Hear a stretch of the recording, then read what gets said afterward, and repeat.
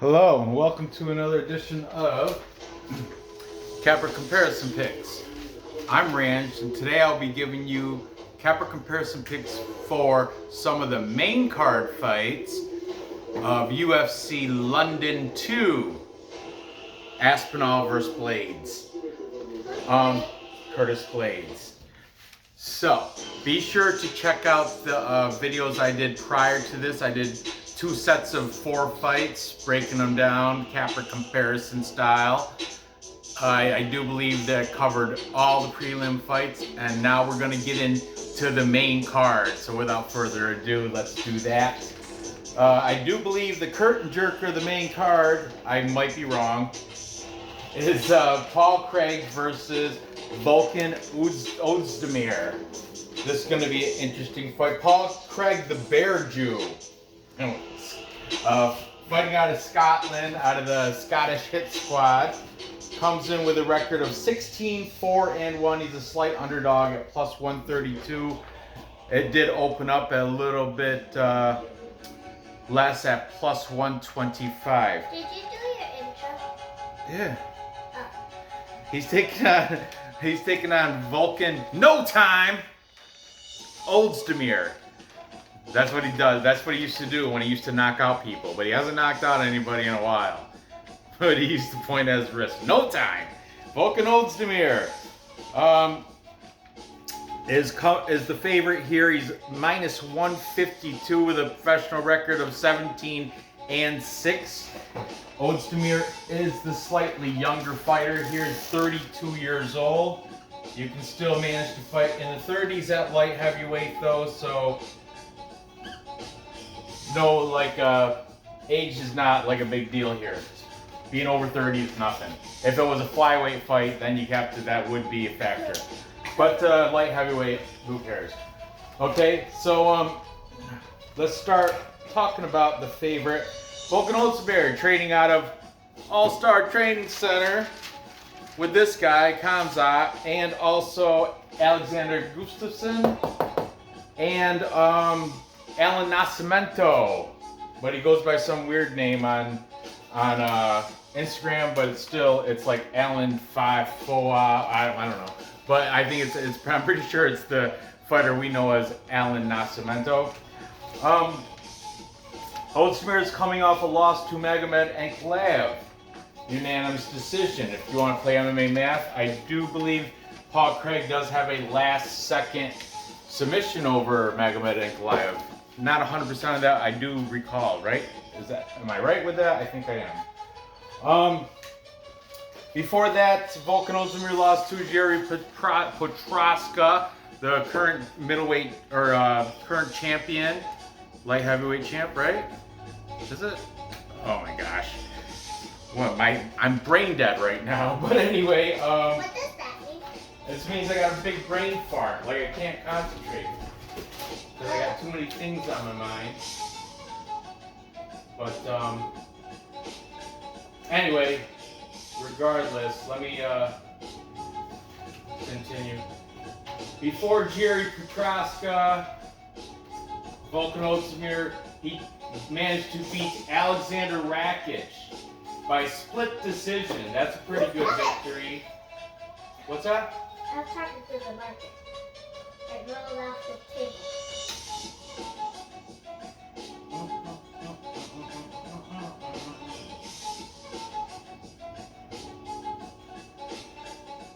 Yes, sir.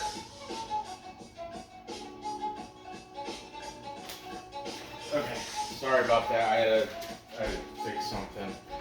Okay, Alexander Rakic by split decision. Prior to that, he beat Ilir Latifi by left hooks in round 2. And prior to that, he lost to Dominic Reyes by split decision once again. So Alexander Rakic only 2-3 in his last 5. Keep that in mind. Recency, not looking all that great. Now his opponent here, Paul Craig, the Bear Jew. He's 4-0-1 in his last 5, and he's coming in here as an underdog. Plus money for a guy that hasn't lost in his last 5. But people are like, yeah, he was losing up until the time he caught the... Don't draw on your finger like that. Come on. Most recently, he beat Nikita Krylov.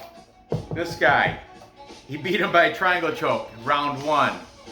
Nikita Krylov, poor fight IQ in that fight. He should have just kept it on his feet. He was winning up to that point. Go to the ground with Bear Jew. The ground is lava. Stay out of that. Bear Jew's the shark. Lava shark.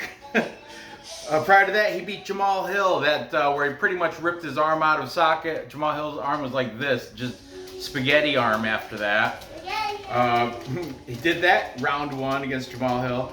Prior to that, he beat Shogun Rua taps to strikes in round 2. That was a rematch because the first time he had a draw against him. And in between the draw and the taps to strikes, he did beat Oezdemir Antigulov by a triangle choke in round 1. So the Bear Jew Paul Craig, underdog Bear Jew Paul Craig, is 4-0-1 his last 5. Oezdemir, the favorite, minus 152 favorite, is 2-3 in his last 5. I don't know about you guys, but that's even a casual can even see that. I'm just saying, you don't have to be you don't have to study MMA to figure out. Ooh, that's kind of, I don't know. There's a spot there. There's a value spot on Paul Craig. I'm just saying. Not saying I'm going to pick him yet, but let's see what the cappers have to say in this fight between Paul Craig and Volkan Oezdemir. I will say, Volkan Oezdemir more active on social media, on Instagram. Paul Craig does have some videos, but the thing is, Paul Craig out of Scottish Hit Squad. A lot of those, there's one dude that's from Cage Warriors. Aside from that, there's no like quality training opponents. I mean, I'm sure there is. It's a professional facility, but there's nobody that name really sticks out. Whereas in Oezdemir at the All-Star Training Center, he's training with fighters on this card and other UFC fighters that are well known. So keep that in mind as well. We're going to start with the favorite in Oezdemir. We've got MMA fortune teller, the teller. He's on the side of Oezdemir here. Then we got it's your boy, eBay's fight predictions. By the way, these guys will be, I should have went back and forth. These guys will be, their links will be in the description. Taking Paul Craig, we've got Dev the Dude. I didn't forget about you, Dev. And Cell the Red. I'm pretty sure they're both saying by submission for Paul Craig. And we have AJ DeVito, MMA Experts, also taking the Bear Jew here in Paul Craig. So for the tiebreaker, we've got from the Die Hard MMA podcast, the guest, because Clint did not take the money line bet. He did not make a choice. Clint went with the under. Under is at minus 220. He went on the violence bet here. Under 2.5 rounds, minus 220. That's kind of like that's like a Vlad bet, a UFC Celebrity Classics safe bet that is probably not going to go to decision. And if that's the case, you would imagine the bookies are probably thinking Craig's going to pop one of those submissions as he usually does in round 1 or 2. And look at his last 5. All of them, except for that draw to Shogun, all of them he won round 1, round 2, round 1. All of them before the second half of the fight. Oezdemir, on the other hand, bench decision 4 of his last 5. Most recently, 3 of his last 5, he went to decision. And his 2 wins did happen in round 2. No, his 1 win, round 2, he lost to Jiri Prochazka, also round 2. But, you know, I'm just saying, safe bet that this is probably going to go. And for the tiebreaker, James Lynch, who was the guest on the Die Hard MMA podcast, did have a money line pick, and James Lynch is going Oezdemir, Die Hard, because James Lynch, this is not from his show, he was the guest on Die Hard MMA podcast. He's going Oezdemir. Now, I'm still kind of on the fence here, only because I do like that Oezdemir's training with other good fighters that are on this card, and Paul Craig, he's training at the Scottish Hit Squad, and it's not like, I don't think his quality of training is up to. However, if you look at the recency, you look at the last 5 of each of these guys, on paper, Craig, at plus money, you gotta go there. Even the bookies think it's gonna end early, before 2.5, and that's not because they think it's gonna end because of Oezdemir, which is odd because he's the moneyline favorite. But if it's gonna end, it's probably gonna end by Craig. That's why I'm gonna go Craig. I gotta see how they look in face-offs, but Paul Craig looks phenomenal. Comes in the face painted blue, that Scottish pride thing, and he yells, and he's, he always has a good face-off. I like Paul Craig here. I think he's gonna get the submission, or like maybe strikes on. He's gonna win on the ground. It's not gonna be standing up. If he stays standing up, Oezdemir probably will have the better shot. He's a better striker, I think. He's a striker versus submission grappler. But yeah, that's what I think. Oezdemir by decision is also a good play. That's why I don't really know here. I'm just gonna go right now for the sake of this. I'm taking Paul Craig by submission. But man, I am not confident with that. It's either going to be Paul Craig by submission or Oezdemir by decision. That's how I think it's going to pan out. So, and my pink marker's running out of ink. But moving on. Next we have Meatball, Molly McCann taking on Hannah, 24K Goldy. Hannah Goldy, as many of you already know, does have an OnlyFans. I think her membership is $19.99 a month if you want to see Hannah Goldy. It's OnlyFans page if you want to become a member of that. I don't know what, I'm not a member of that. But she is an attractive woman. She does have a son. I do believe his name is Odin. I think he just recently had maybe a 5th birthday. I'm gathering this information from Instagram. She thinks London is dope. She's been training at Fusion XL with Felicia Spencer. I think that's very proactive of her. I think that's a benefit. I think that's good that she's training with Felicia Spencer at Fusion XL. I think that's, Molly Meatball is next generation Liverpool with her boy Patty Pimblett, of course, representing Liverpool. But she's been putting it in there on her Instagram. Does show her striking the shit out of these pads in like a London hotel room or something. But she loves that spinning back elbow, just like she did against her last fight against Luana Carolina. Let's start getting into this breakdown here. Molly McCann is a minus 450 favorite. What's that? That's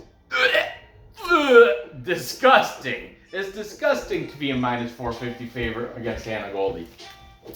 Because Hannah Goldy is very tough. And Hannah Goldy's also coming off an armbar win against Emily Whitmire, a.k.a. Quitmire, a.k.a. Shitmire. Emily Whitmire. Spitfire Whitmire. But the thing is, Molly McCann loves the energy she gets from her home crowd. I'll tell you what, that fight against Luana Carolina, Dread, she was losing that right up until the 3rd round. I mean, she might have won. It was kind of even. She might have won one of those round 1 or round 2, but it was very close. And I think Luana, significant strikes. I think she was leading on the scorecards. I think she might have been leading as well. But then Molly came with that spinning back elbow, clocked her out cold, finished Luana Carolina. Very dominant victory. Got the $50K fight bonus there. celebrated with a little bit of whiskey, jumping off the top of the cage. The fans loving her, eating it up in London, and that energy, the fan support behind her, it's hard to see her losing this fight. But minus 450, I don't know about all that. But anyway, Molly McCann, before the Luana Carolina spinning back elbow, she did beat Ji-Yeon Kim. Prior to that, though, here's what sticks out. She lost to Lara Procopio. Now it's Lara Fritzen. She must have got married. Fritzen Procopio, if you will. But Lara Fritzen beat her unanimous decision. And before that, she had took that loss to Taylor Santos by unanimous decision. And before that, she does have a win against Diana Belbita. Keep that in your head, Diana Belbita. That's a common opponent between these two. Okay, she does have a slight reach advantage, only it's an inch, half-inch each fist. So really, there's no height or reach advantage. The girls are both relatively close in age. Molly McCann is 32. Hannah Goldy is 30. Okay, Hannah Goldy, though, a lot less experience, 6-2 as a professional. Her UFC debut, well, we'll get to that, but most recently, as I said, she's coming off a win against Emily Whitmire by armbar in round 1. Very good. But before that, whose name did I say, remember? Diana Belbita. She took a loss to Diana Belbita, unanimous decision before beating Emily Whitmire. A loss to Belbita. MMA Math, Molly McCann beat her unanimous decision.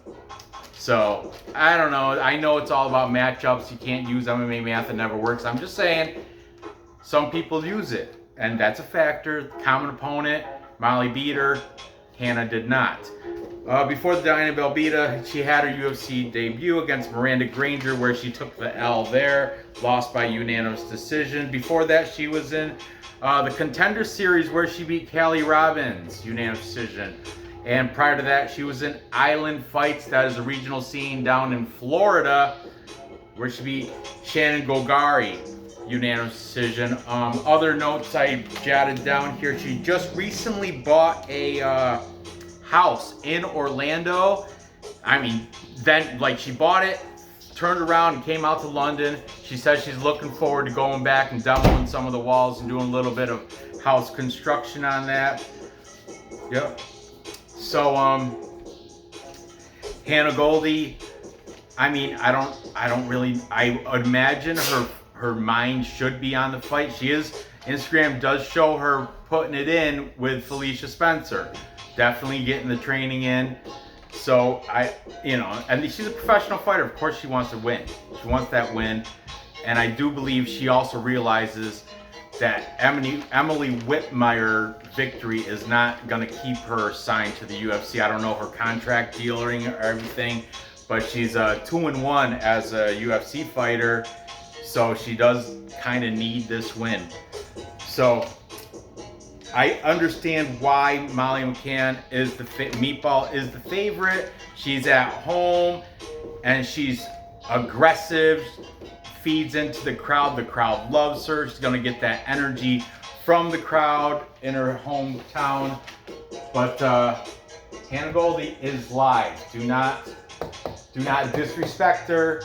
Just because she's got an OnlyFans and she's got a son and she's got the house and her mind might be on other things, but still, she still knows at the end of the day, she's still a professional fighter. So she's gonna have to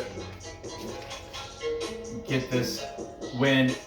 And Molly, I don't know. Molly, I think, may be underestimating because of that minus 450. These fighters see what the odds are. They know if they're underdogs.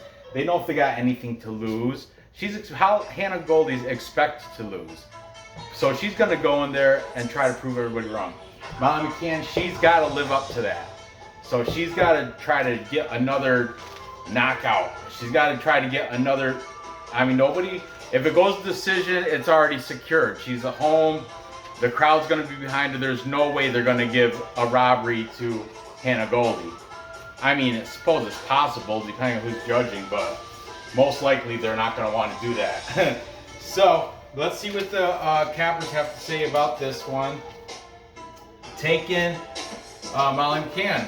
We've got Die Hard MMA podcast, both Clint and James Lynch, both on the side of Molly McCann.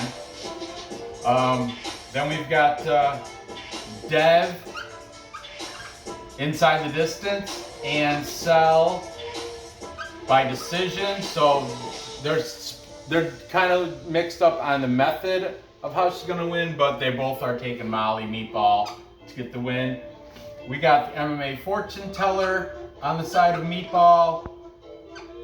And we got AJ DeVito, MMA experts by decision for Molly Meatball McCann. And finally we have a contrarian pick. It's your boy, eBay's fights, predictions, sticking his neck out for Hannah Goldy, thinking that Goldy may have the big upset here, plus 350, plus money.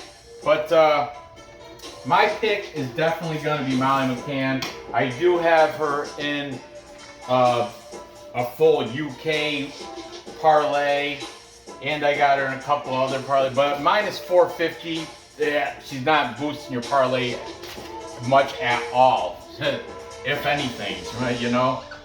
But that's going to be my pick. I think she probably will get it done via decision.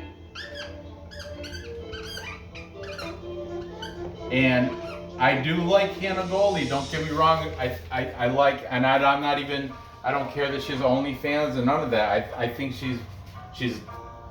I don't think anyone's respecting her as a fighter. I think she's got more quality than a lot of people think. And I think that's minus, that plus 350 is something. I'm not going to hedge better because I do think she's going to lose, but I would not be, I would kind of pleasantly surprised if she upsets Molly Meatball. No, I like Molly too. Nothing, you know. I'm just saying, the underdog here has a shot, and I wouldn't be shocked if she came out the winner because Molly, she's, as of recency bias, she had a great fight against Carolina, even though before the spinning elbow, I don't know if she was going to win that. It was very, very balking the line there.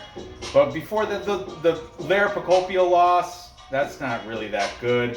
Beat Ji-Young Kim's not that good. You know, it's just, she's just not all that. And it was kind of cringy how when she beat Luana Carolina, she got that replica belt from the kid in one of the fans in London and trouncing around with it. Sorry, Molly, you're good, but come on, you're not championship good.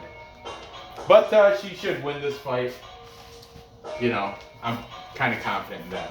So, moving on. Next we have Nikita Krylov, the minor, taking on the mauler, Alexander Gustafsson. Alexander Gustafsson, training out of All Stars, and definitely with Kamzat, has pictures on Instagram, Alan Nascimento, and Volkan Oezdemir. So definitely those guys. That's why I'm thinking, I don't know, I might flip my pick here. Oezdemir, that crew at All Stars, they're starting to really get together and really like support each other in these camps and make each other better fighters. And Gustafsson used to be top quality, but he kind of fell off recently. But we're not going to get into that until we talk about Krylov first, because he is here as the 2-1 favorite, minus 204. I think it opened up at like minus 190, so money's been coming in on him. The mauler, Alexander Gustafsson, opened up plus 160, is now plus 174. The bookies are trying to make him a little bit more attractive for bettors. Okay, the minor, Nikita Krylov. He's coming off 2 back-to-back losses. Most recently, Paul Craig got him with that triangle choke round 1. I told you, poor fight IQ. He should have never let it go to the ground. I don't know why he did that, because he was winning on the feet. But Paul Craig managed to coax him down to the ground, and floor's lava, dude. Stay up. Don't do that. But Paul Craig got the choke over in round 1. Then before that, he lost to Magomed Ankalaev, unanimous decision. Before that, he does have a win over Johnny Walker. I don't think that's the SBG Ireland Johnny Walker. I think that's when Johnny Walker switched camps like 3 times in his pro career. And this is before SBG Ireland. I forgot who it was. But anyway, Nikita Krylov did beat Johnny Walker. Before that, he took a loss to Glover Teixeira, the former light heavyweight champ. And before that, he rear naked choked OSP, Ovin St. Preux, in round 2. That was only a couple years back. It was back in 2019. So Krylov is 2-3 in his last 5 as a 2-1 favorite here. Pointing that out. But you know who else is 2-3? Alexander Gustafsson.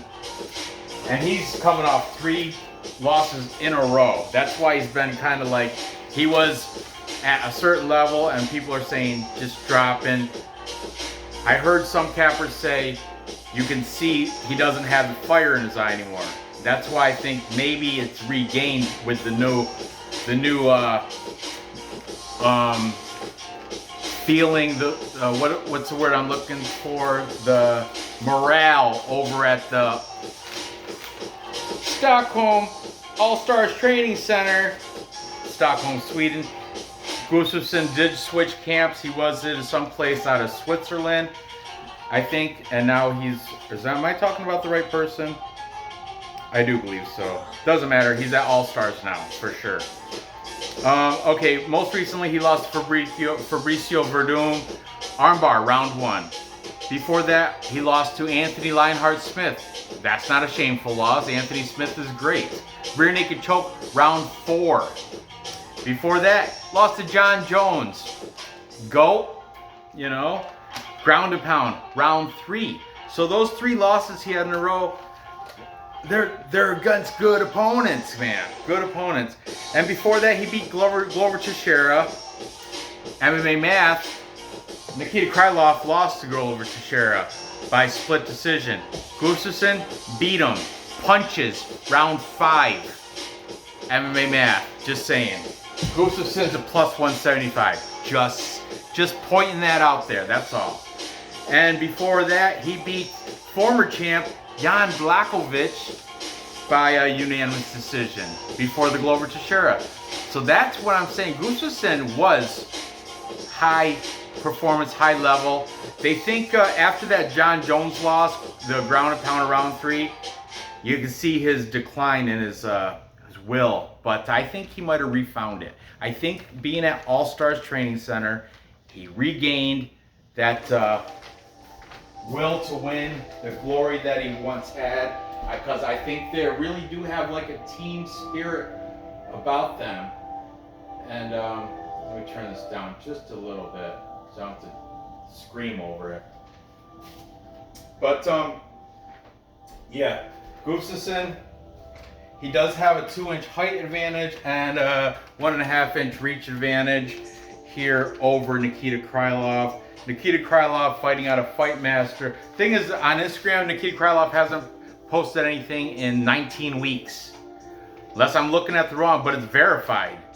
Nikita Krylov, it's in Russian, Ukrainian, whatever, because he is Ukrainian. He used to fight out of Fight Masters in Donetsk. But you think that's still going? He used to train with Sergey Pavlovich. But now that there's a war over there, I don't really think he's over there in Donetsk, Ukraine, training with Sergey Pavlovich during a war against Russia. I really don't, and I don't know where he's training out of because he hasn't posted on Instagram in 19 weeks. On his verified, it's definitely him, his page. He hasn't posted anything in 19 weeks. So I have big question marks of where this guy's training. Maybe some other inside informer cappers like Fight Night Picks, they seem to find out inside information. I don't know, I have to revisit some of these cappers and find out if I can get some info on where Nikita Krylov has been training since the war started, because I don't really think he's at Fight Masters in Donetsk. But anyway, let's see what the cappers have to say in this interesting fight between Alexander Gustafsson and Nikita Krylov. I'll repeat again, Krylov, a 2-1 favorite. 27-9 is his record. Gustafsson, 18-7, plus money, 174, plus 174, I like that. So it's taking the favorite. We've got the MMA fortune teller. The teller. Taking Nikita, the minor, Krylov. Then we've got Sell and Dev. I wrote Sell first because he was the one that opened up and gave his prediction first. They're both saying Gustafsson by decision. Okay, boys. Then we've got James Lynch from the Die Hard MMA podcast, the special guest on the podcast, Die Hard Lynch. However, the host of the show of Die Hard MMA podcast, Clint, is on the side of Gustafsson. The Mauler, the minor, the Mauler. Clint's taking the Mauler. Lynch is taking the minor. And then we've got It's Your Boy. Oh, Nora didn't hear me, but we got eBay's also taking the Mauler. And finally, AJ DeVito wraps it all up, and he's on the side of the underdog, Alexander Gustafsson. AJ DeVito, MMA experts. By the way, all these links to all these cappers will be in the description. I urge you guys, check out their videos, subscribe to them, follow them. If they're not, they wouldn't be on my show if they didn't know what they're talking about. All these guys, I'll vouch and say they're not just casuals flipping a coin, picking out of looks and everything. They do their research, they watch footage, they put a lot of hard work, time, and effort into making these picks. And that's why I'm trying to promote these guys. So definitely check these guys out. The links will be in the description. And hey, the majority taking the underdog that's training out of All Stars Training Center. I gotta go with the Alexander Gustafsson here. I'm gonna take him to get it done. And how? I think he's gonna get it probably, I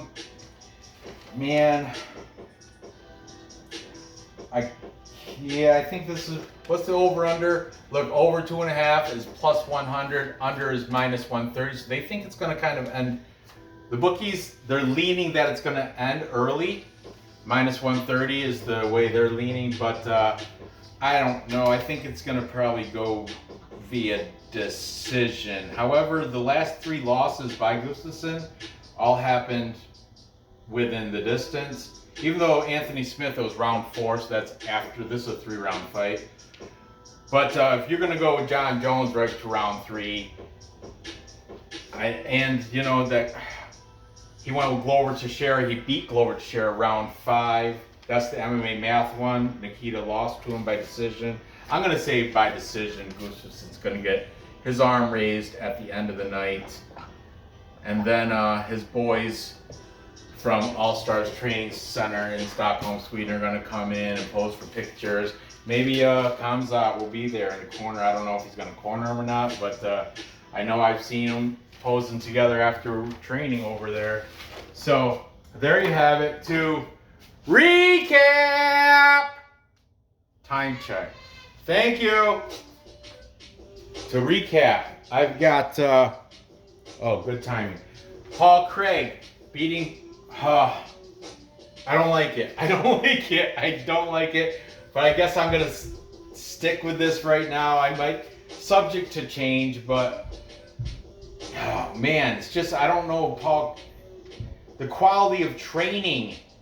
He's part of this whole All-Stars clique, and I'm sporting the shirt and everything.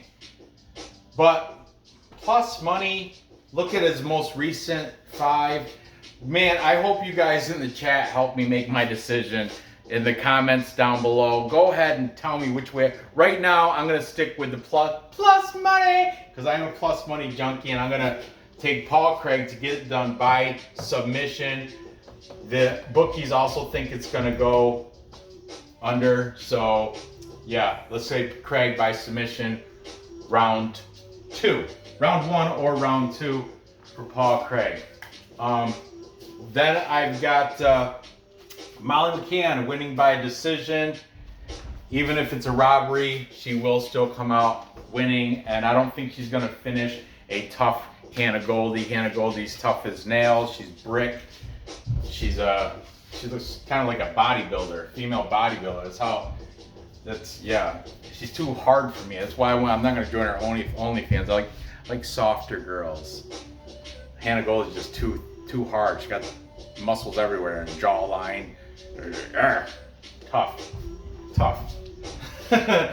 So I'm gonna take Molly McCann to get it done in front of her home crowd, just as everybody predicts.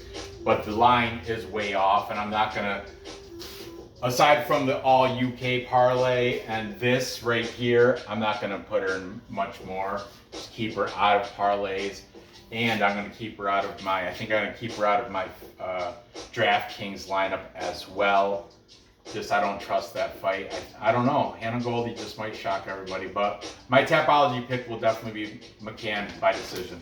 And finally, I'm taking the plus money, the upset of Alexander Gustafsson to get the win over Nikita Krylov, who I have no idea where he's training, but I do know where Gustafsson's training. I've seen it on his Instagram. I know who he's training with, and I know he's putting it in.